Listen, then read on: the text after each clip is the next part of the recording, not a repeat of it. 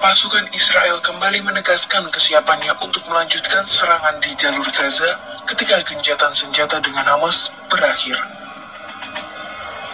Pimpinan militer Israel Herzi Halevi turut merasa lega atas kembalinya para sandera oleh Hamas. Namun ia mengaku bahwa langkah gencatan senjata ini juga dimanfaatkan pasukan Israel untuk memperkuat kesiapan militernya. Oleh karenanya, ketika masa gencatan senjata ini berakhir, Halevi meyakini bahwa pasukan pertahanan Israel sudah siap untuk kembali bertempur. חזרתם של החטופים היא נקודת אור עבור כולנו. היא גם עדות נוספת לתוצאותיו של לחץ צבאי משמעותי ותמרון קרקעי עצים ואיכותי. יצרנו את התנאים להחזרתם של אזרחינו הביתה, נמשיך לעשות כך. צה"ל מוכן היום להמשך הלחימה. את ימי ההפוגה במסגרת המתווה אנחנו מנצלים ללמידה, לחיזוק המוכנות ולאישור התוכניות המבצעיות להמשך.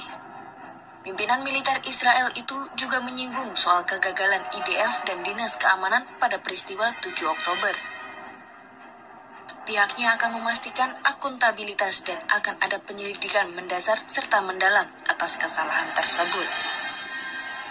Namun, Halevi menegaskan untuk saat ini pihaknya akan menaruh fokus untuk kembali melanjutkan pertempuran. אחרונים ישנו שיח אודות ההתנהלות בצה"ל ובאגף המודיעין לפני אירועי 7 באוקטובר. נוכח התוצאות הקשות והעניין בכך מובן מאליו. אנחנו ניתן דין וחשבון. נקשיב רוב קשב לכל אחת ואחד מפקודינו ונלמד גם מה חשבו וגם מה אמרו.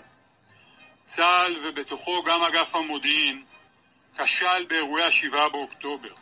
יהיו תחקירים נוקבים ועמוקים, אבל כעת עלינו להתמקד בלחימה.